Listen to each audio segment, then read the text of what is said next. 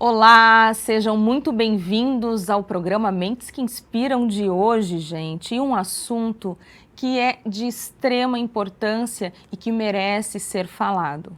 É a maneira como a gente cuida e educa da primeira infância, dos bebezinhos até os primeiros anos de vida das crianças, que é um período que é de extrema importância para a formação desse ser humano. E a gente trouxe hoje como convidado uma pessoa que é um estudioso da área, né? Uma pessoa que vai nos dar vários insights para potencializar essa primeira infância. Ele é palestrante, ele é educador e ele é autor de um livro, gente. Deixa eu mostrar para vocês aqui, ó. Não sei se a gente consegue mostrar direitinho, ó. Aqui, ó. O livro dele, a gente vai falar bastante sobre esse livro aqui. Depois eu vou postar nas nossas redes também para que vocês tenham acesso a essa biografia que é bem interessante, falando sobre a primeira infância. Então vamos conversar com ele. Gente, João, seja muito bem-vindo, querido. Obrigado pelo convite. É uma alegria imensa estar aqui contigo hoje, conversando sobre esse assunto que eu sou muito apaixonado, né? Não, maravilhoso. Falar da primeira infância é o meu chão, é aquilo que eu respiro e vivencio. Maravilhoso. João, então vamos começar do começo. Acho que é importante. Claro. Vamos começar do começo. Como é que foi a tua trajetória e o que te deu para querer fazer o teu olhar para a primeira infância, estudar essa fase importante da infância, que é o do 0 aos 6, 7 anos ali, que é importantíssimo. Me conta um pouquinho da tua trajetória até chegar nesse ponto. Então, confesso que eu nunca imaginei que eu chegaria a esse espaço, assim, de poder defender as infâncias, né, como eu costumo dizer. Eu sempre fui estudioso, eu sempre gostei, né, de estudar, enfim. E chegando no ensino médio ali para 16 anos, para 17 anos, eu encontrei um vestibular, enfim, em pedagogia e se vou me inscrever em pedagogia, né? Era algo assim um pouco desafiador, mas ao mesmo tempo era algo que eu queria.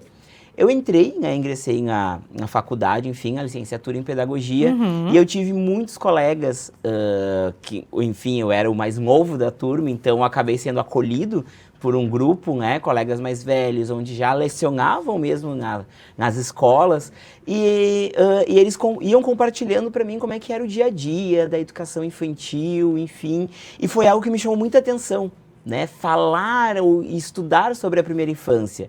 Então, durante a graduação, eu comecei a focar muito mais no campo da primeira infância, porque, ao mesmo tempo, por eu gostar de estudar, eu acabo sendo uma pessoa muito crítica, né? E eu entendia que a gente precisava aprofundar mais os conhecimentos sobre a primeira infância, né? Perfeito. Então, eu comecei a estudar sobre a primeira infância, sobre o desenvolvimento infantil, e foi algo que foi apaixonante. Então, desde então, eu comecei a fazer essa trajetória, né? Que é de ampla, enfim, né, paixão.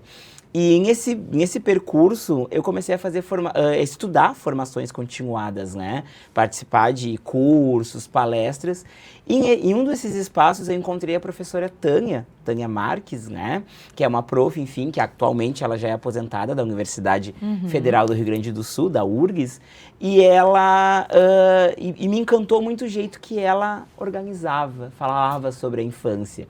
Então, nós nos aproximamos, tivemos uma conexão muito boa, e ela me convidou para palestrar, dar uma palestra sobre o tema do meu trabalho de conclusão de graduação, que o tema do meu trabalho foi a importância da formação continuada dos professores para atuarem na primeira infância. Perfeito. Então, eu compartilhei com o pessoal, né, essa fala, e foi muito encantador, o pessoal gostou, né, e a Prof. Tânia foi uma das minhas maiores inspirações também, incentivadoras a querer saber mais sobre a primeira infância. Perfeito. Né?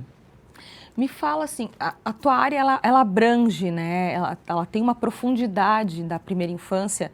Gente, eu li um pouquinho do livro dele, assim, para poder trazer, né, para vocês ele hoje e falar sobre esse assunto importante. E ele vai num nível de profundidade que em poucas vezes eu li. Para quem não sabe, gente, eu também sou pedagoga, sou educadora.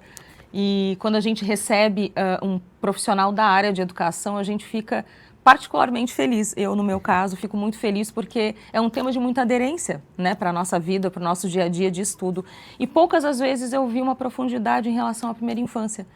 Por isso que eu falei assim, o João, vai ser ótima essa conversa com ele, porque a gente vai trazer insights que são importantes, inclusive agora, para o início do ano letivo de 2026. Né? E não só para o início, mas para o decorrer do ano letivo de 2026, né?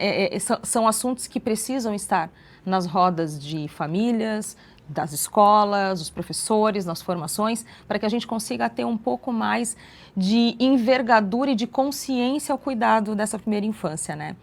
E teve uma parte que tu falas da ética do educar e do cuidar. O que tu falas exatamente quando tu queres dizer a ética do cuidar e do educar na primeira infância? Fala um pouquinho para nós a respeito disso. Então, eu costumo dizer que cada bebê que vem até nós é um ponto de interrogação, né? E quando eu pensei em estruturar esse livro e eu pesquisei muito, né? Eu sempre brinco, eu peço, quando eu vou escrever algo, eu sempre peço licença ali para poder aprofundar, né? E falar sobre a ética do cuidar e educar dos bebês é a gente entender que esse bebê é considerado como um sujeito. Uhum. Porque quando a gente vai olhar para o bebê, quando a gente vai falar desse bebê, né, dessa criança, muitas vezes é um olhar sempre invalidando ou sempre de que ele é impotente, de que ele é frágil, né? Então, quando a gente vai se debruçar sobre a ética, primeiro de tudo, o adulto precisa considerar esse bebê enquanto um sujeito pensante, crítico, participativo também, né? Isso é fundamental. Então, cuidar desse bebê, não só no campo da educação, mas no contexto familiar e de sociedade também, tem que partir pelo respeito. Eu preciso respeitar para poder encostar naquele bebê, para poder me comunicar com ele, para enxergar ele enquanto um sujeito, né? Então, a minha força maior foi isso, né? Fazer com que a sociedade, né? As pessoas que pesquisam, enfim, e que têm bebês no seu ciclo familiar, né? Possam entender que esse bebê tem uma identidade e que ele merece respeito. Então, a ética vai muito além dos princípios de dizer que eu preciso escutar esse bebê, né, e enxergar, mas eu preciso efetivar esse cuidado. Né? E cada vez mais esse bebê exige que adultos tenham cuidado, atenção, mas acima de tudo afeto e respeito por aquele corpo. Porque eu sempre digo isso, né? A única diferença minha para um bebê, né, de um adulto para um bebê, é o tamanho, porque os direitos, né, são iguais. Eu preciso, se eu quero ser respeitado, né, eu também preciso respeitar aquele sujeito, né? É isso aí. Indo nessa tua explicação, pegando esse teu gancho, tu falas a respeito de uma infância viva e vivida. O que é para ti uma infância viva e vivida? Uma infância viva e vivida é aquela em que a criança consegue ser criança, né? Então, eu me remeto muito à minha própria infância, né? Eu sempre fui um menino muito intenso, né? Bagunceiro, adorava andar na rua, adorava brincar, subir em árvore, enfim, ralar o joelho. Era uma intensidade, né? Em forma de menino. E eu vejo que cada vez mais a educação infantil, a primeira infância, precisa resgatar isso para as crianças, né? Em uma era em que a gente sabe que a tecnologia faz parte, é uma aliada fundamental também, né? Mas essa aliada não pode dominar a infância, né? A gente precisa proporcionar para essa criança uma infância viva e vivida, regada de cuidado, mas regada também de brincadeiras, experiências, né? A criança precisa conhecer a natureza. A criança precisa brincar, explorar, se movimentar, conhecer esse todo, né? Então, quando eu defendo essa infância viva e vivida, eu também trago para a pauta um adulto que possa proporcionar isso para as crianças. Porque a gente tende, né, a dizer que as crianças não brincam mais, ou que as crianças não querem se interessar pela brincadeira. Mas e o adulto que está ali, né? Seja o adulto família ou o adulto em contexto escola. Que deveria ser o mediador.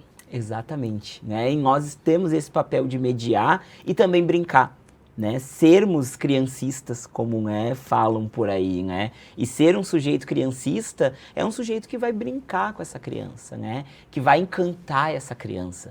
Eu só posso encantar com uma infância viva e vivida se eu estou encantado. né? Então é muito rico a gente abrir esse olhar para as infâncias vivas e vividas, mas proporcionar em diversos espaços, não só no espaço escolar, né? Mas no espaço que essa criança está no dia a dia. Quando a gente fala de viver bem a infância, né, num mundo com uma tecnologia tão presente e perto das mãos de todas as crianças e jovens, das nossas também, né, mãos.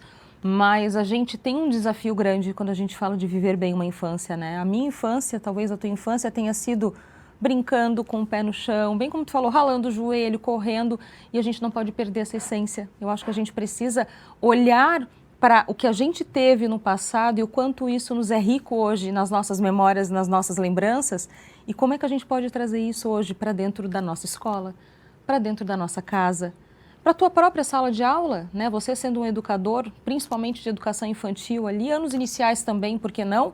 Para que a gente consiga trazer essa magia do brincar de novo, né? E eu acho que isso é fantástico, esse assunto, ele precisa ganhar essa luz. Mas, João, falando um pouco da infância, né? A gente está tratando a infância com tanto carinho e com tanto cuidado. Me diz, quando tu percebeste na tua vida que a tua atuação seria com a infância? Foi a partir do momento que eu tive essa fala na palestra, eu disse, nossa, mas eu preciso aprofundar mais sobre isso, eu preciso seguir, né, porque o retorno também, né, das profissionais compartilhando e dizendo que iriam levar essa prática, né, de qualificação, porque a gente vai multiplicando isso, né. Para mim transformar a educação, eu também preciso me transformar. Né? Eu preciso estar aberto a essa transformação. Então, quando eu senti isso, porque a gente sente isso, né? Essa mudança, esse encantamento, então eu disse, é isso, né? É defender as crianças, como eu brinco, né? É defender esse sindicato da primeira infância, né? Então, ser um dos representantes desse sindicato da primeira infância é muito importante, porque a gente consegue conscientizar também mais adultos, né? E entender que eu sempre digo que a profissão da criança é a brincadeira. De que a criança, ela vai para a escola, enfim, né? Ela vai para brincar. É verdade. Ela vai para aprender. Então, não existe EJA para a primeira infância, né? Não existe EJA para educação infantil. Educação infantil é aqui, é agora. Né? Então, geralmente, os adultos têm uma ideia de, eu estou preparando essa criança para o futuro. Né? E não é, o futuro é agora, o futuro dessa criança é agora. Então, eu saber que eu tenho nas mãos e na voz também, esse poder ao mesmo tempo de compartilhar com as pessoas, essa defesa pela primeira infância, então é algo que me atravessa, né? E me encanta muito de poder compartilhar com as pessoas. Isso é muito legal. E tu falando que a infância é o agora, é o hoje, a gente fala muito de plasticidade cerebral, que é uma coisa que a gente estuda muito na pedagogia, na psicologia, né, nas áreas que abrangem, que é aquela janelinha onde borbulham, né, as aprendizagens, elas são mais potentes. E como isso é importante quando a gente tem um adulto que ele consegue ver essa criança na sua inteireza, naquele momento, no agora. Né? E não olhando o que talvez ela venha a ser no futuro, mas que tipo de criança ela está sendo naquele momento. Que tipo de explorações ela está fazendo nesse momento, né? E mostrar o mundo para ela de uma forma lúdica, porque é uma criança, né? A primeira infância ela precisa do lúdico para aprendizagem, mas com essa consciência que tu trazes, assim, eu acho isso tão importante e tão maravilhoso, porque a gente está falando de memórias da infância aqui, né? Quais são as memórias da tua infância que te atravessam até hoje? E que tu bota em prática hoje no teu dia, que tu trazes para a tua vida profissional? O respeito, né? Porque eu acredito que a partir do momento em que a gente respeita essa criança, e eu fui uma criança respeitada, né? E quando eu trago nesse sentido de ser respeitado, é que muitas vezes a minha vontade ela era ouvida, e não no sentido de birra, né? Mas sim de eu poder brincar, de eu poder ter esse contato com a natureza, de eu poder andar na rua brincando descalço, tendo, né, amigos, amigas, enfim. E isso eu trago hoje comigo, né, como eu digo, esse menino João que vai compartilhando com as pessoas essa liberdade, né, esse deixa ele brincar, não, pode brincar, né, esse se sujar também, né, o se sujar também é uma experiência importantíssima. Então eu me sujava, né? E esse entendimento de que as experiências, elas vão passando pelo corpo, né? Então, esse bebê, enfim, essa criança, né, para ela se desenvolver, vai passar pela experiência corporal, né? Então, eu tive muitas oportunidades de vivenciar isso, né? E isso é o que me encanta e que eu tento, ao mesmo tempo, multiplicar para mais pessoas, né? Brinquem, deixem as crianças livres para poderem brincar, né? A gente está falando sobre o uso da tecnologia, mas precisa ter dosagens, né? O momento de mexer no telefone, enfim, os eletrônicos, mas o momento de estar na rua brincando, de conseguir subir em uma árvore, de conseguir comer goiaba direto do pé. Eu me lembro que na minha infância, né, nos fundos da casa dos meus pais, hoje já foi cortada, né, tinha uma goiabeira. Eu sempre estava lá, trepadinho lá, subindo e comendo as goiabas. Às vezes era goiaba já que estava passada, com bichinho, mas ia. E eu sempre brinco, né, que o anticorpos também vai fazer parte, né? Deixa essa criança comer, se sujar. Existe homo, existe verde. As crianças, eu digo, que são laváveis, né? Bota ali, pronto. Seguimos, né? Mas essas experiências são riquíssimas. Então eu tenho essas memórias afetivas muito, assim, comigo. E é onde eu consigo compartilhar com as pessoas e trazer esse olhar de deixa essa criança explorar. Não, maravilhoso, maravilhoso. E o que mais tu observa nas escolas e nas famílias hoje que te mobiliza a falar de vínculo, de brincar, de presença, que são 3 questões bastante importantes nessa construção desse novo ser humano? Então, trazendo no contexto família, né? Eu percebo que, não generalizando, mas grande parte das famílias terceirizam a responsabilidade de educar, né?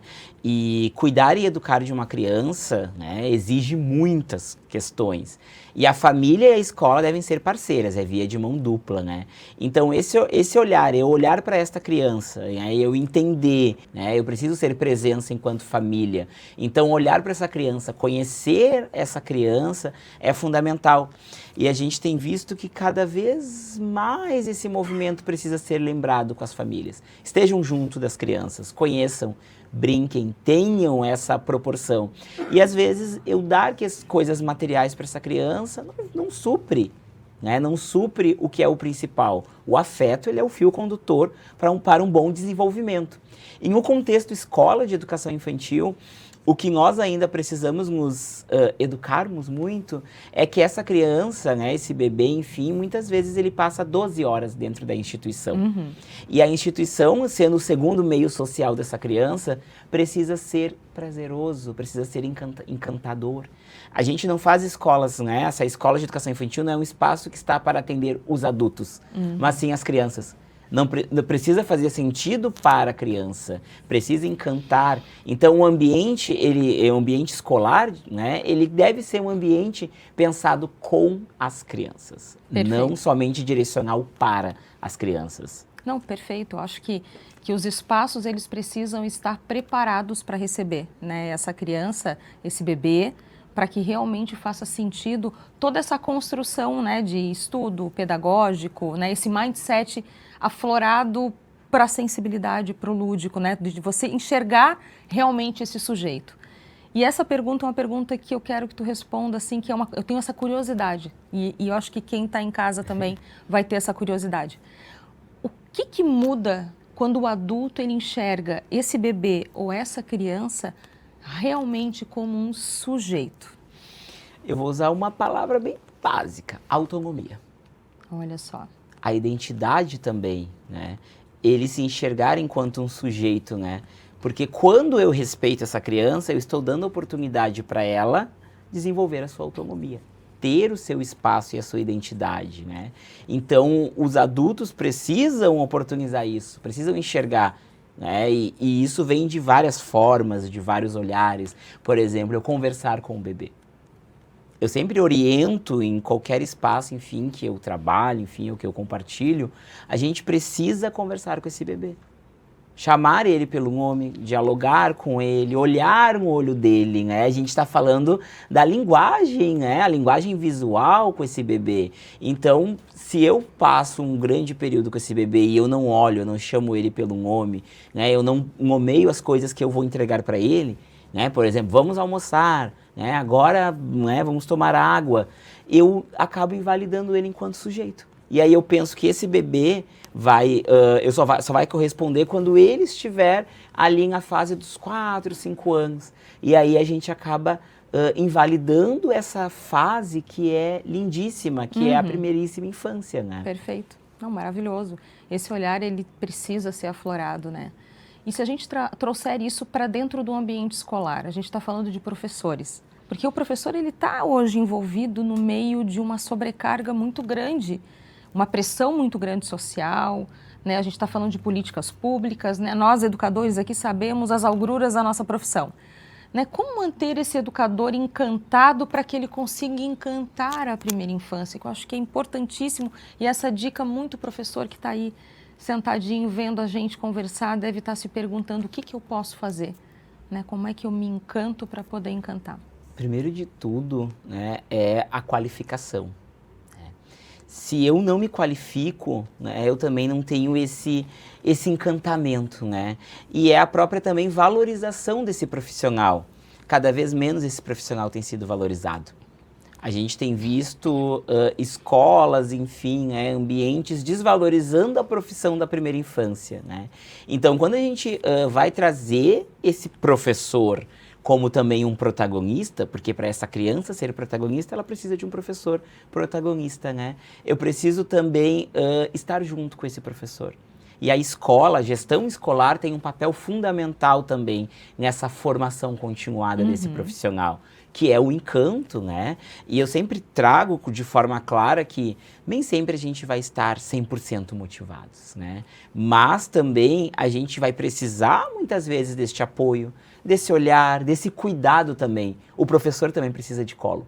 O professor precisa desse acolhimento, desse olhar, né, desse diálogo também, dessa busca constante, porque, como tu traz muito bem, são apontamentos o tempo todo, né? E o professor, ele precisa ser visto como professor. Quem trabalha na primeira infância não é, né, recreacionista, não é animador de festa infantil, e eu não estou desmerecendo nenhum trabalho, né, mas eu estou dizendo que nós somos profissionais da educação. Primeira infância, né? Foi uma escolha, é um estudo, nós passamos por uma graduação, especializações e por aí se vai, né? Mas o nosso papel, né, é ajudar nesse desenvolvimento da criança. Então, a valorização da educação precisa acontecer também. Esse profissional precisa ser visto da mesma forma que outros profissionais são respeitados, o pedagogo precisa ser respeitado. Né? Porque infelizmente, a gente encontra ainda outras pessoas de outras áreas dando pitaco, né, no trabalho da primeira infância, e dando pitaco no sentido educacional, né, de dizer o que é, o que não é. Não, mas o pedagogo, eu sempre digo que pedagogos produzem pedagogias com as crianças. Então, nós vamos, além da teoria, nós temos essa prática vivencial. Então, a gente precisa desse movimento. Maravilhoso. Acho que essa tua fala, ela é assertiva e ela é necessária, né, para esse momento atual de educação que a gente está vivendo. A sociedade precisa deixar o educador fazer o papel dele dentro da escola, que é educar, que é encantar os seus filhos, né? Porque senão a sobrecarga, ela realmente vem e fica muito difícil fazer essa gestão, né? E a gente está falando de um brincar, né? No teu livro tu tratas uma questão que é bem interessante, assim, é o brincar heurístico. O que seria, João, esse brincar heurístico para quem não conhece ainda esse termo? Sou muito apaixonado pelo brincar heurístico, né? Eu também. O brincar heurístico, pessoal, ele é riquíssimo, né? Por quê? Porque o brincar heurístico, ele é, vamos dizer, no sentido escola, uma abordagem com materiais não estruturados. E o que são esses materiais não estruturados? Vamos resgatar lá, né, independente da idade, né, de quem está assistindo. Sabe quando a gente pegava os potes, brincava com barro, fazia bolinho e colocava uma florzinha, né? A gente usava materiais, né, elementos da natureza que não tem estrutura, né, porque possibilita muitas questões exploratórias. E o brincar heurístico, ele é a possibilidade da criança ter contato com esses artefatos que muitas vezes a gente considera como lixo, né, como sucatas, digamos assim. Sabe quando aquela família, né, enfim, aquela pessoa compra um brinquedo e a criança deixa aquele brinquedo de lado e foca na caixa? E gosta de brincar com a caixa? Que é muito comum. Muito, muito. Por quê? Porque isso é heurístico, né? Isso é uma possibilidade de descoberta. E aí o brincar heurístico, né? O heurístico, enfim, ele vem da palavra grega, né? Ali, eureka, que significa possibilidade de descoberta. E hoje em dia a gente vê tão atual, né, e forte dentro de algumas escolas a abordagem do brincar heurístico. E um dos princípios dessa abordagem que encanta muito é o respeito pelo tempo da criança na exploração da brincadeira. É espetacular isso. Né? Como ela traz, assim, o adulto saber respeitar a escolha da criança pelo material, pelo brinquedo, né? Então isso se torna um brinquedo. E aí envolve toda a questão do jogo simbólico dessa criança, do imaginário, do que ela pode construir, das hipóteses também. Tudo isso são ações de vida, né, que vão acontecendo. Então, quando a gente vê esse bebê, essa criança brincando com uma colher de pau, mexendo a panela, batendo a panela, enfim, explorando, Perfeito. Ela está fazendo pesquisa. Isso se torna um grande laboratório para essa criança. Maravilhoso. João, essa conversa poderia se estender horrores. O tempo é curto para tanta informação bacana. Então, assim, queria desde já te agradecer pela tua generosidade, pela tua alegria e pelo teu conhecimento necessário, gente, necessário. Para a gente acabar o programa, eu preciso fazer uma última pergunta para o João. Que recado tu darias hoje para as famílias, para a sociedade, para as escolas que estão tentando acertar com a primeira infância? Então, gente, não existe, eu sempre digo que não existe um manual para ser uma boa família e ser um bom profissional. A gente vai aprendendo, né, na prática, enfim, a reflexão. Mas a gente precisa entender esse princípio que é respeito pela criança. Considerar essa criança enquanto sujeito. Saber ouvir as infâncias, né, saber ouvir aquilo que a criança tem a dizer. E trazer essa potência, né, essa potência de respeito, essa potência de oportunidade para essa criança ser criança. Enxerguem as crianças enquanto crianças. Porque enquanto a gente continuar adultizando as crianças, a gente vai perdendo cada vez mais a infância. Perfeito. Perfeito, é isso. Gente, com essa frase potente, né, esse insight potente do João, a gente se despede do nosso programa de hoje. E você que nos assiste, não deixe de conferir também nas nossas redes sociais, no Instagram e no YouTube. Vai estar aqui na tela para vocês também nos acompanharem, que vão ter cortes, insights, informações importantíssimas sobre este bate-papo maravilhoso que a gente teve hoje e necessário. Eu quero deixar para vocês também uma ótima semana, desejar a vocês muita luz, transformação. E não poderia deixar de agradecer aos nossos parceiros, parceiras queridas do nosso programa, Larissa Bruck, a Coma Cristais, né, na figura da Nívia. Gente, meninas, obrigada. Sem vocês o programa não existiria. Vocês deixam ele muito mais bonito. E eu deixo para vocês aqui um beijo e até o próximo episódio.